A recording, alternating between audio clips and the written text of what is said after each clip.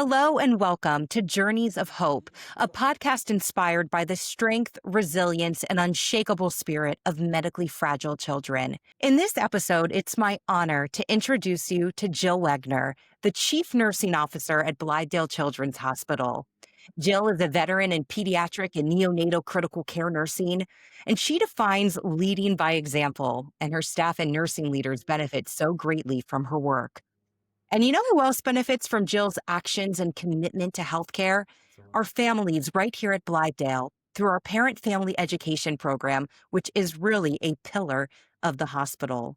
Jill, thank you so much for being with us on our podcast. Thank you, Rebecca. Yeah, Great I to know be we have a here. lot to get into. I mean, I just can't wait to hear what you have to say really about the PFE. You know a thing or two about this program. I mean, you were the mastermind behind PFE.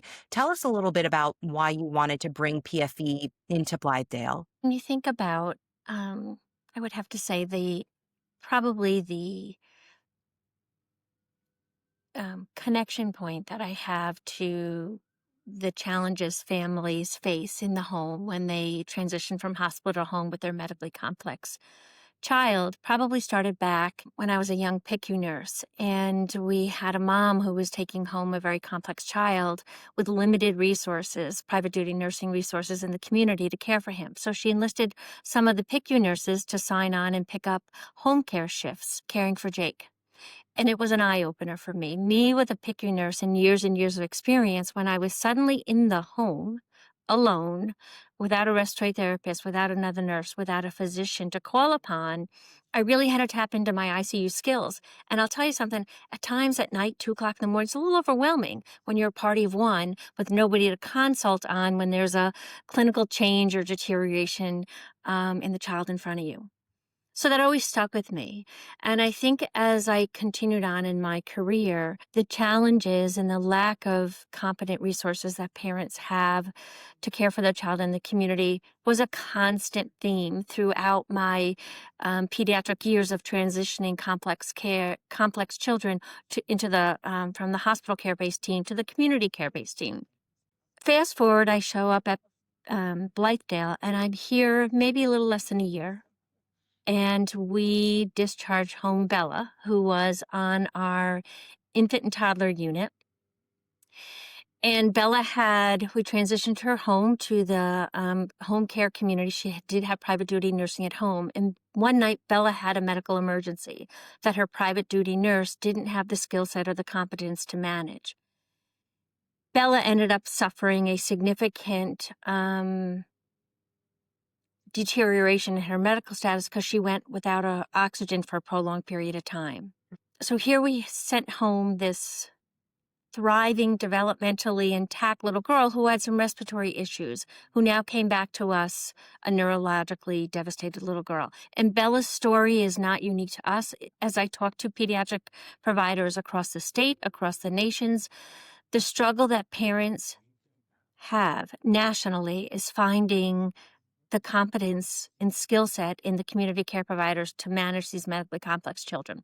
So I back then appealed to our CEO, Larry Levine, and I really started planting the seeds of let one of our programs be, one of our pillars of excellence is to really design a parent and family education team that trains our parents to the highest level, not only in the basic cares of their child, but managing everything from a simple task to a very complicated emergent situation. One of the other challenges I had learned or encountered over the years is when you leave education and training to a team of bedside nurses, everybody teaches a little bit differently. There's nobody really doing an education assessment of how do our parents learn best and tailoring the education to the family that's in front of you. So a lot of our simulation program, I wanted it to be a dedicated team of clinically proficient experts to consistently train our parents, a team that goes in upon every admission and does an assessment of the parents and caregivers' learning styles. How did they learn best? What are going to be some of the barriers to learning? And design a educational plan that's customized for each and every family. So the fact that we now have this program available to help families and caregivers get on their way and move towards, what the real world could look like in that healthier, safer atmosphere. That's really admirable. What would you say are some of those challenges that families face early on in this new medically fragile journey? So, having lived my professional nursing life on both extremes, from the ICU setting to Blythedale, I've seen the journey. So often our parents, they're on the parenthood journey or a pathway, and suddenly they're thrown an unexpected detour, and they're encountering a premature baby with medical complexities. Or maybe I had a healthy, thriving child, and suddenly a trauma or a medical condition severely impacted their health and their being. So often I say the ICUs are often a time of turmoil and the roller coaster of hope and stress and anxiety. And by the time they reach our doors at Blythedale, what I say is it's almost sometimes like reality hits. But the uniqueness about Blythedale is we help parents through those transitions. It's partnering them with every step of the journey, from coming to our doors and having to learn a new care team and being overwhelmed, and finally sometimes having the ability or the time to process what new journey they're on, and the overwhelming outlook that sometimes that brings to them. Their lives have I had one parent said, I was traveling down the road and I took a sharp left, and I was grateful I landed at Blythedale, who helped me navigate that sharp left, but get back on path. Not the same path I had been on, but a new path with hope and expertise to be able to manage and care for not only their child, but their other children, and kind of assimilate that into normalizing their home family, their home life again. How does this education program that is so unique to Blythedale, how does it give the families, including the parents and the caregivers, those tools that they need for their children? So we've really invested in a dedicated team of clinical experts that assess every family and design a customized education plan for them, tailored to them. But it starts out, we have it in stages. So it starts out in a very low fidelity parent resource room where they start touching and manipulating some of the equipment that they're going to have to eventually use on their child in a low fidelity, low stress environment, getting them used to just touching and the feel and the touch and the texture of the equipment from and the educators are partnering with them right here. So on low fidelity mannequins and dolls, they're practicing certain techniques. From there, they graduate to our high technology, high fidelity simulation lab. Our simulation lab mirrors what they're going to see at their child's bedside. All of the same equipment that they're encountering on a daily basis in the day in the life of caring for their child, they start to practice it in the sim lab with, again, partnering with their educator, their education team, taking them through, it starts out small, basic scenarios, and we gradually, as their competence and confidence increases, we start to elevate the level of experiential learning, simulated learning we put them through, all the way from basics cares to managing a full-blown emergency scenario that could happen in the home. And then they graduate from the sim lab to the bedside. Again, their education team goes with them, and we start doing the same thing. We simulate those basic cares, but now it's not in a simulated environment anymore. Now it's actually on their child. So Yes. with the support of the education team, and all of this is reinforced with their primary bedside nurse as well. So it's really a team effort.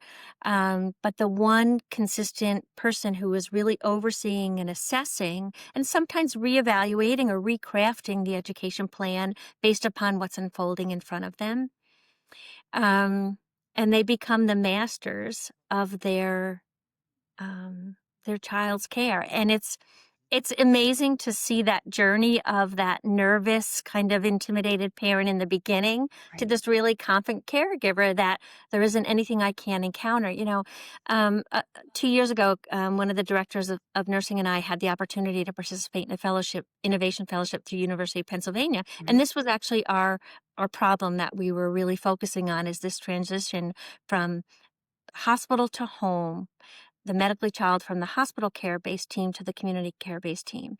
And we interviewed parents that had been patients and families of Blythedale before we had our parent and family education program to the level that it is today, with parents who have been through our parent and family education program. It was like night and day. When you Wow. hear the experiences, one of our dads described it as he still has post-traumatic stress from Wow. when he transitioned home from hospital for a care team he was with for 2.5 years to this home-based care team that was not skilled or competent or even enough of them to meet his child's needs in the community.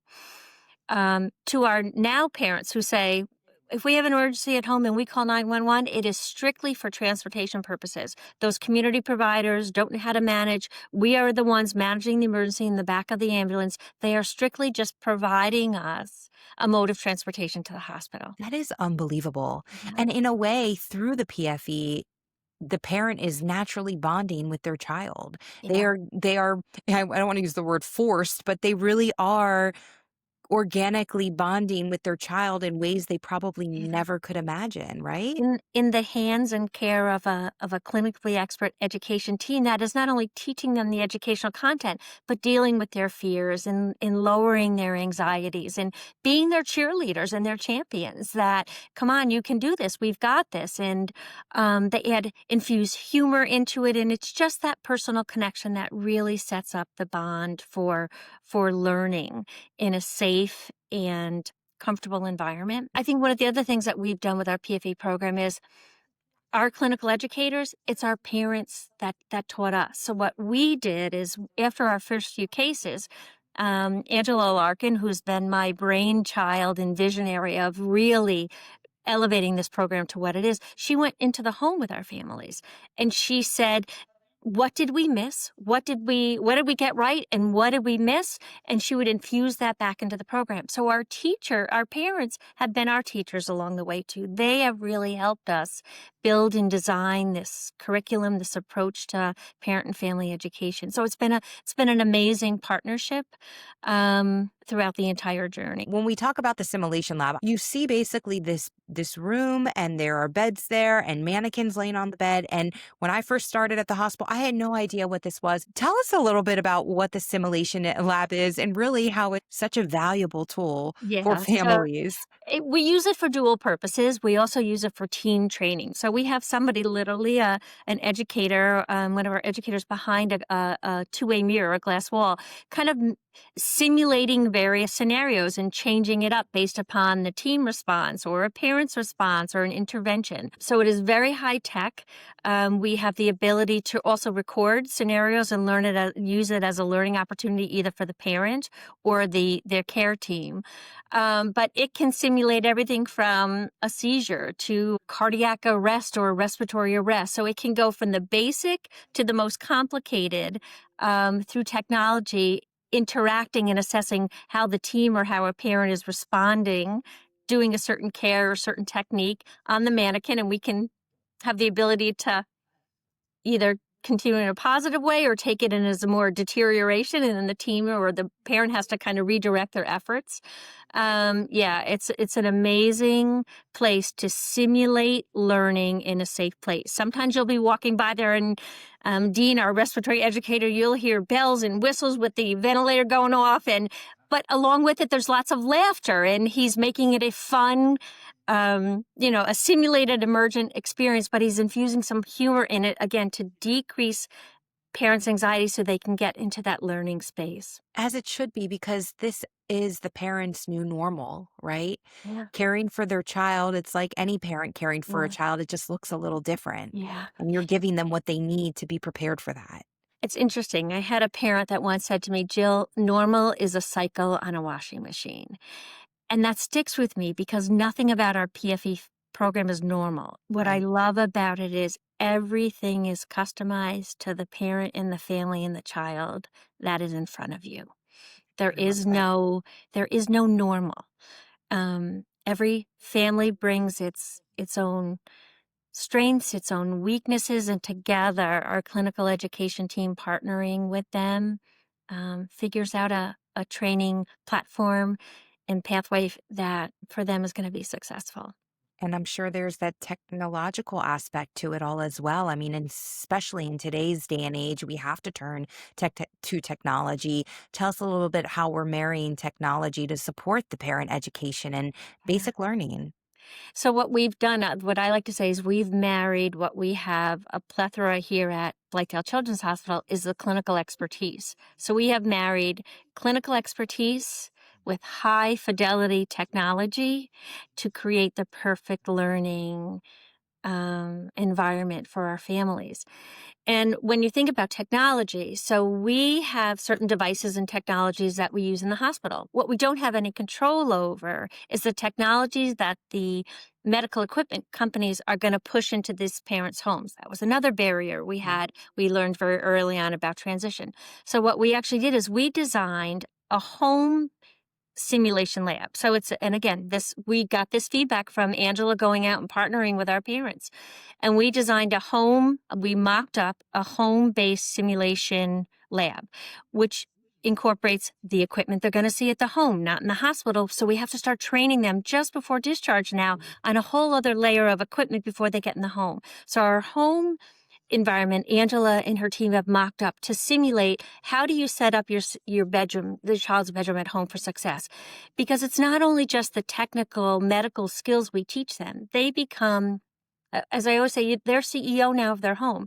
They Right. are financially responsible for often scheduling private duty nurses, ordering supplies and equipment, managing complicated medical appointments.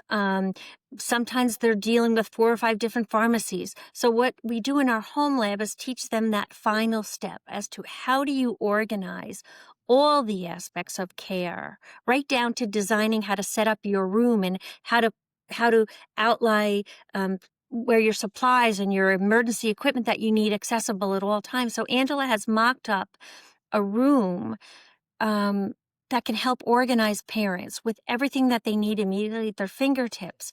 Large calendars for organizing a day in the life of their complex, multifaceted child. So we have really taken technology um, and married it with our clinical expertise and our feedback from our families to design a really comprehensive program that at the end is producing really competent and confident families to manage all aspects of care of their child before they transition home. Well, then I think I know the answer to our next question because we have talked so much about this PFE and it's just so unbelievable how we're helping out our families. And whether a patient is in Blythedale for a couple weeks or several months, ultimately the goal is to get them home. Uh-huh. And when a patient is gearing up for discharge, what's going through their minds and how do parents brace for this big change of returning back home now knowing that they've been through PFE and maybe it's going to be okay? From grandparents to parents is really that competence. They're going home and they're teaching and training the private duty nurses that are coming into their communities. But another transition point which we would love to develop is partnerships. So what we've often heard from our parents is sometimes when I got home, some of my friends and my old colleagues and neighbors couldn't really appreciate all we were going through, what a day in our life was. So we'd love to create a mentorship program where parents, maybe I'm 3 years out, and connect them with a new parent who's discharged home for the first time. So when it's 2 o'clock in the morning and you have a question or you're scared or something pops up, who's your mentor? Who's your phone a friend to call? Somebody who's walked in your shoes and traveled this journey before. We'd love to be able to set up through our simulation lab, you would ask about technology. We have the ability to record scenarios. So I would love to develop a learning library so we can film some of the educational or hands-on scenarios that we're teaching our parents and develop a library. So if I'm a private duty nurse and I'm new to the case, where are my resources where I can say, oh, I have to change the central line dressing tonight. I've never done that before. Oh, but here, let me pop on the video that Blythedale made up of how to change that central line dressing on this child. But I know that the feedback that we have gotten from our parents, as I said, the ones I interviewed pre-parent and family education and those had gone through it, it's night and day. Just the competence, the readiness for discharge. Um, it's just It's overwhelmingly evident in our families who have worked with Angela and her team, um, to get home.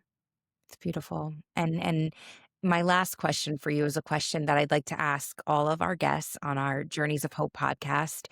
In a Blythedale family's journey, how would you describe the meaning of hope? Ugh, hope is endless here. The walls are full of it. I think what, and if you were to watch any of our videos, that we have on our home site, mm, sometimes the devastation, the medical limitations that a child comes through our doors with, and when you see them months later, a year later, and they're walking out our door, they're talking, they've achieved amazing outcomes. There's an intensity and expertise, just a positive passion here. This is all we do. This is all we do every single day, is take really medically compromised or medically complex children, and we walk them through this journey of hope. But it's not only hope, it's a journey where we really are obtaining really positive outcomes. Um, it's an open environment here. I always say when a child walks through our doors, they're not looked at as a child with disabilities, but a child with possibilities. And that mantra, that outlook is is consistent in every member of our care team. I always say we're all a piece of the puzzle. No one piece is any more important, from the therapist to the nursing assistants to our security officers to our environmental service workers. We're all part of that team, and each of us makes an impact and an imprint on our families. But our families also make an impact and imprint and boost each other. So we have a very open environment. Our kids go to rec. Our kids are in the pods and in the hallways. They go to school. When they walk through our doors, it's not just the medical plan of care. We're looking at your social plan of care, your development plan of care, your educational plan of care, as well as your medical and your educational learning plan of care. So it's just an opportunity. A child and family is looked at as a whole here. Um, and amazing outcomes happen here every Yeah. single day. Really, the possibilities are endless Are for endless. our Yeah. children. Yeah. Thank you so much, Jill. I really love this conversation. We're so lucky to have you, and thank you for all you've Oh, done in healthcare and especially at Blythedale. We're so appreciative. And gosh, with everything that you've accomplished and your team has accomplished so far, yeah. can you imagine what the future Yeah, we're holds? not done. We're We're not not done. done. We're always gonna say we're gonna continue to push the envelope. We're gonna continue to advocate for our patients and families to make that community setting, um, more able to care and meet their needs. So we're championing this initiative. But thank you. It's been an amazing journey here. It really has. Wonderful. 39 years as a pediatric nurse, I always say this is my final and best chapter. Wow. Yeah. We're all happy to be a part of that ride with you. So thank you, Jill, so much. We want to know if you have any ideas for future topics. We would love to hear from you. You want to send us an email, that would be great. Our email is podcast@blythedale.org. Thank you so much, and we hope to see you next time.